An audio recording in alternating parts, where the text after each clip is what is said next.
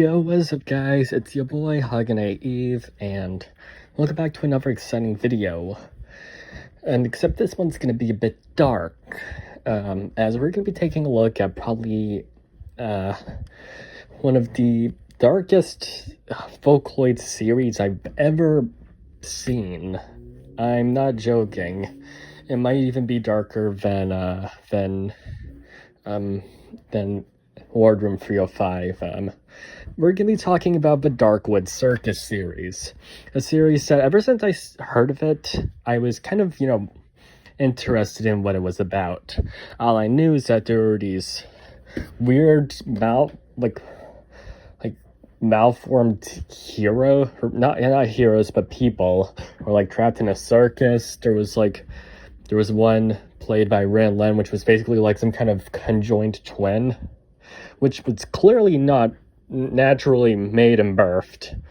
And there was like Miku, who was like some kind of cursed diva. That was like, I don't even know. This series is weird. Then there was like Kaido, who's like turned into like a wolf man or something.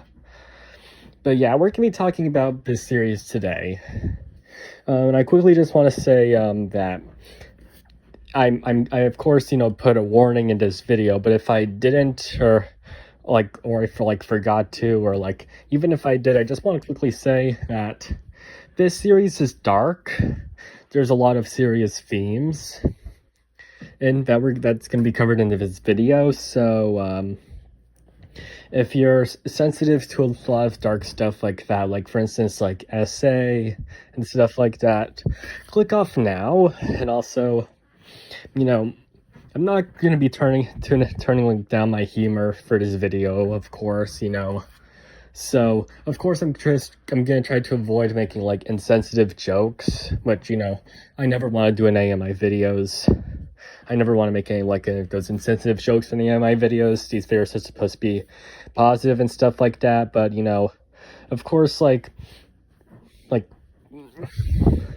by turning down my humor, I mean, I'm being a bit more serious, and now, of course, that's not really what I want to do. I like, being humorous in my videos, and I want to keep being, lighthearted, so, of course, I'm in no way going to be, making fun of any of, the themes in this video. They're all very serious themes. I want to try and, talk about them with care and caution. So, anyways, with that stuff out of the way, let's get on with the video. So, starting with our, well, before we continue, I quickly want to say that, yes, Darkwood Circus is a series. Now, I've been, of course, aware of, one video in the series, or, I've been, of course, been aware of, one video in the series for a while, that being Darkwood Circus. However, there is a prequel song that has been acknowledged before, that being Why Knowledge of the Late Madness. I don't know if, I'm going to be saying some of the names correctly, so I am sorry if I say some incorrectly, because, the video that I'm getting this off of is, I got this video idea from a YouTuber by the name of Blacklight Hologram. Now, this is probably, the only video I've seen that actually, talks about it being a series. I haven't noticed any other videos talking about the series, so I do want to make another one to kind of give my, not just, shed light on the series, but to also give my own insight on, my own interpretation. So, yeah. But aside from those two, songs alone, there are a couple others, that I actually have never heard of. So, starting off with our first one, that being Steel Cage Princess, which introduces two characters to us. You got, kind of a main antagonist, however, she really doesn't appear anywhere else in the series, that being the Red Princess, whom I do like to think is played by Mako, even though there's another character played by Mako in this series. Let's say that this character is played by Mako. I like to think that she is because her design looks very similar to Banaka Conchita from Evelius. We also do have our protagonist, our main protagonist in the series, who basically appears in every song, of course, that being the songstress, played by Miku. So the songstress, we don't really know how she winded up in this predicament of being locked in a cage and tortured by the Red Princess, or Red Queen. Sorry, her name is Red Queen. I don't know if I said princess last time, but her name is, well, she's called in this series the Red Queen. Basically, the Red Queen tortures people for fun, and one of those victims is the songstress. And so the songstress is seemingly brave, and is confident that someone's gonna, like, free her, she's gonna find a way out. And that's basically how it stays for a while. Meanwhile, the Red Queen is basically torturing her for, her own enjoyment.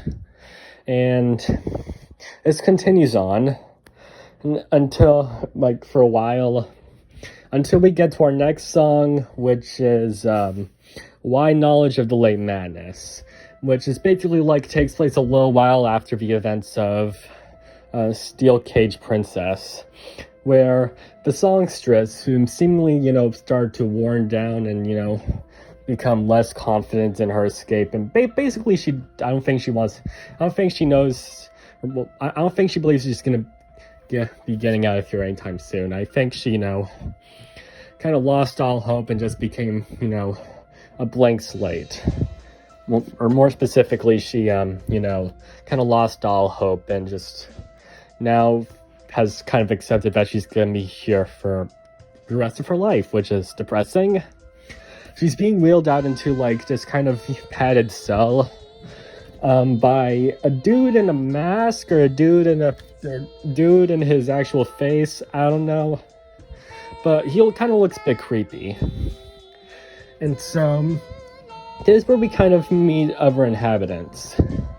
The first two inhabitants that we meet are the twins Rin and Len. With just Rin Rin sitting in her cell, or her shared cell with her brother, fiddling with her bow, while Len just looks to be eating the air. I don't know what he's doing. And so, we then see that Rin had kind of been dragged out to somewhere where we don't know yet. And Len just stares for a bit and then goes back to eating the air. So he clearly didn't care about her to begin with, which I personally think is kind of funny. And then Len gets dragged out to somewhere. And we see while he's being dragged out, he takes a moment to look at me, to look at the songstress, and then kind of flashes a bit of a grin. And the songstress, not really being fazed anymore because of, stuff that she's experienced, just stares blankly at him. And then Len continues to be dragged away into some kind of room where we hear laughing and also the whirring of a chainsaw, and then we see that Len gets decapitated. And I kind of believe that the person with the chainsaw is the Red Queen, I think. Because she's kind of the only, female antagonist that we know of thus far. So that's kind of who I'm believing this to be. Then we see, a mountain of bodies and Len's head being dropped into it. And then we meet our Kaido character, who's named Pochi. And if you're thinking that's a dog name, then you'd be correct. Something that we're gonna touch up on a bit later. And so, Pochi is kind of dragging, Len's head over to, somewhere, where we also see Ren's head and a random body. Judging by some stuff that we're going to see later, I'm kind of believing that this is, Ren's body. Yeah, and then we basically start seeing then we start seeing the songstress kind of hanging, which it's a bit dark, but for context, she did not commit suicide. Okay, she did not, which is good. And we also hear the repeated phrase "watashi," which is said to the beat of our next song. And then we kind of hear like screams and then the screen goes black, and then we see the songstress in a more realistic art style. And then we see what happened to the other characters. We see Rin and Len conjoined. And we also see that kind of like a female body that they're conjoined to, so I'm guessing that they were conjoined to Ren's body. Then we see Pochi in a string jacket being dragged away by the Red Queen. And then we just see Miku horrified, so yeah, that's what happened. And then we get to our next song, the song that we all know and love, Darkwood Circus. It starts off with a new character, a child who's portrayed by Mako at the circus, and now the circus takes place in a swamp for some added context, which we'll talk about later. And the conjoined twins Rin and Len go over to the Mako child and hands her a flyer telling her to go to the Darkwood Circus. And I don't know why other people are staring and being like, holy shit, what the fuck is up with that monstrosity? Referring to Rin and Len. What the hell is that? Someone call the police. So someone called the police, and I don't know, the army, and the imagined order, I don't know, just call someone. And so, but anyways, so Mako follows their red footprints over to the circus, the Darkwood Circus in the swamp. I know I'm talking about the swamp a lot, but trust me, it'll become a useful fact later. So we finally get to the circus, where we see our beloved characters performing there. We see the twins, who seemed to have gone mad, and then we also see Pochi, whom is eating human flesh. And now, before I mentioned that Pochi sounds like a dog's name, that is true. And some added context, Kaido, yes, we're referring him to Kaido right now, his brain was swapped out for a dog's brain, and people like to believe that that dog's name was Pochi. So, yeah, that's why he's being referred to as Pochi.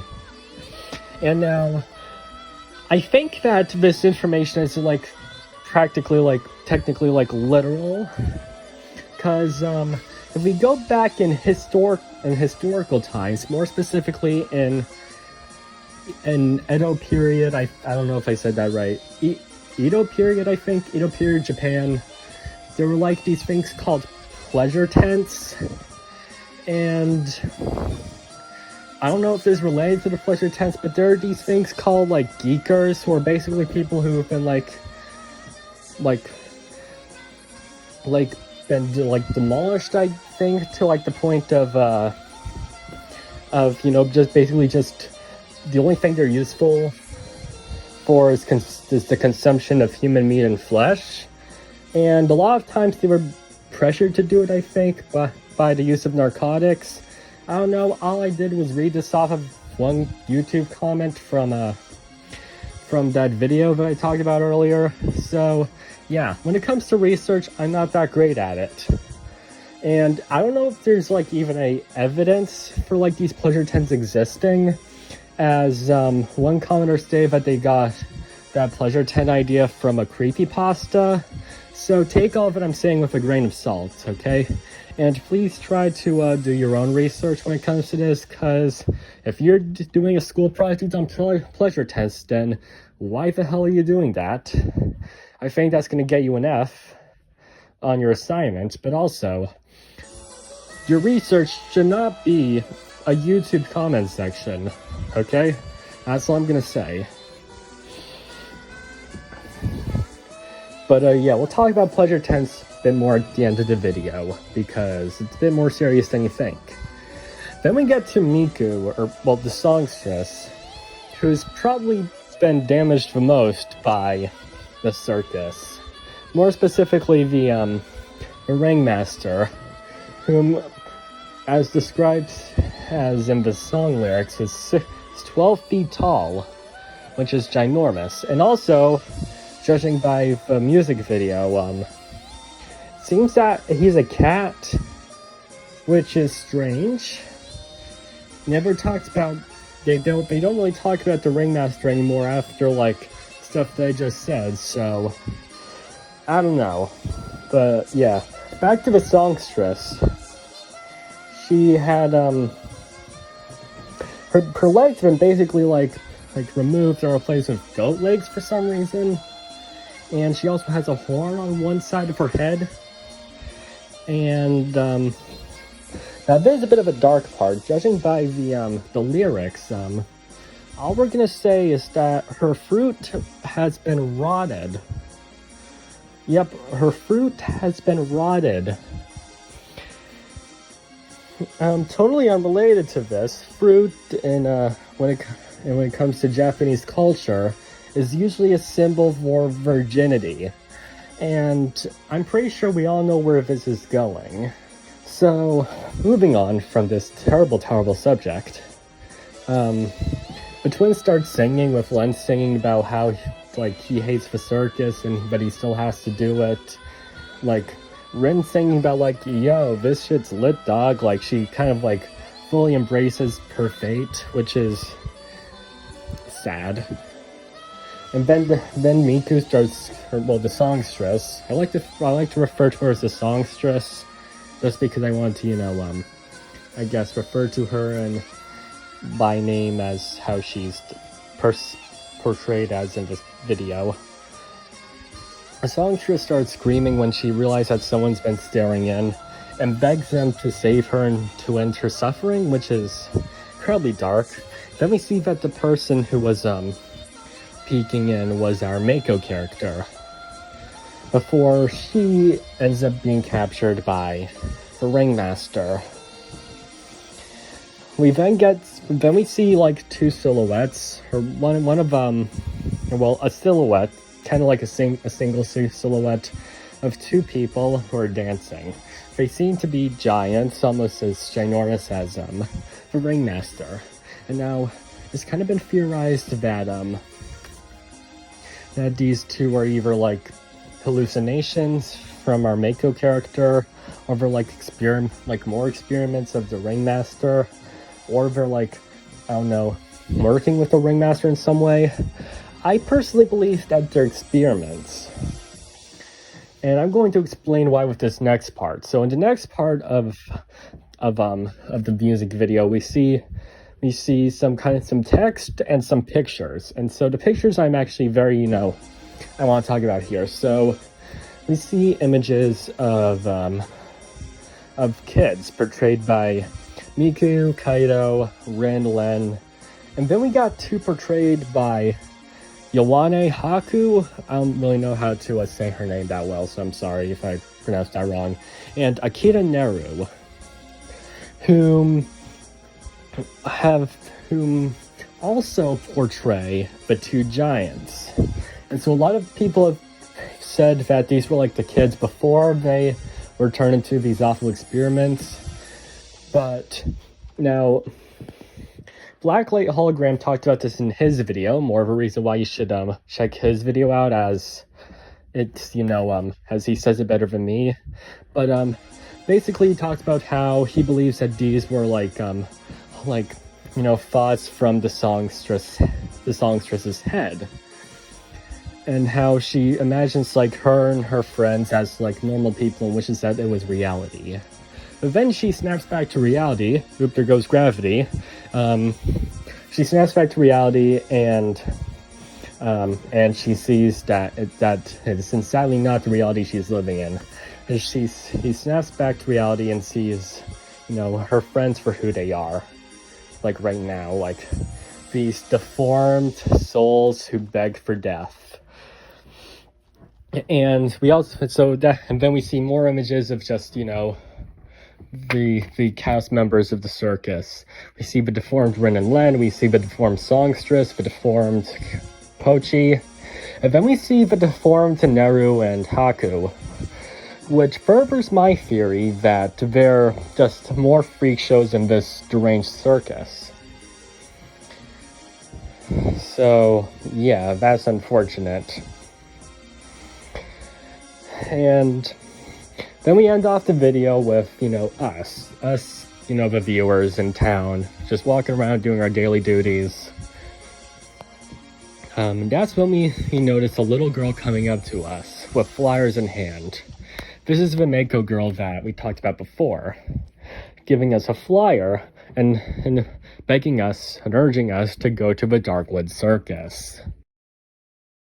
Blue Ice Castle, where it's theorized that the songstress either escaped the circus or was sold into prostitution. I unfortunately believe the latter, for stuff that we'll explain later. So, well, I don't know if they theorize that she was specifically sold into prostitution, or probably sold to someone else. My guess is that she was sold into an arranged marriage. Probably sold off to someone whom, I guess, wanted a freak show of her themselves for entertainment. I don't know. Well, I kind of secretly, you know, feel bad for the songstress and therefore kind of just hope that the first theory was true, that she escaped. However, unfortunately, I don't think that's the case. Or, well, really, I don't know what I think. I don't really know, man. It could be either or. But I guess due to stuff that's, you know, talked about later, I'm guessing that she was sold off. I don't really know. Whatever. All we know is that somehow she got into a marriage. And I guess she sees this marriage as her escaping the circus and her being free. But at the same time, she's plagued with guilt. As well, I guess for starters, I'm guessing this isn't really a happy marriage. But also, she kind of feels like she left behind her friends at the circus and that she wasn't able to save them. And so these thoughts kind of keep going on until eventually the songstress succumbs to madness and finally deciding to end it all, which is unfortunate. Anyways, due to her, you know, kind of ending it all, her death was pinned on her husband, and he was thus sentenced to imprisonment, or he was sentenced to the guillotine. I don't really know. But now, quickly just want to clarify, me saying that her death ended up with her husband, you know, going into prison, is not. I'm not all trying to victim blame the songstress here. I'm simply just saying that, you know, the people, like, you know, thought that you know, her death was the doing of her husband. All I'm trying to say is that I'm not all victim blaming her. I'm not saying that she was in the wrong at all. All I'm saying is that I'm just wishing she didn't do it, and also her husband was blamed for her death. Okay, I'm not all saying she had any bad intentions here. Anyways, let's talk about our next song, Red Swamp Bottom. Our next destination for our songstress friend here is the pits of hell. Yes, she was sent to hell. Why?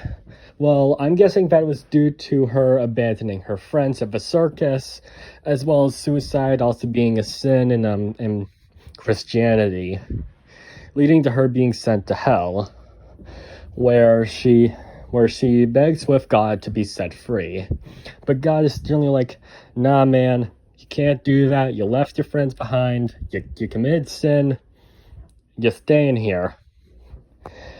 And so this keeps going on for a while with her being stuck in the swamp, which I'm guessing is kind of like the Darkwood Circus world's version of hell. Before she is finally able to strike a deal with God. As we see the results of it in the next song, God's Scythe. This is the final song of the series, which shows the songstress becoming a death god, or as you Death Note fans might see her as, a Shinigami, similar to Ryuk. So basically, she was able to strike a deal with God.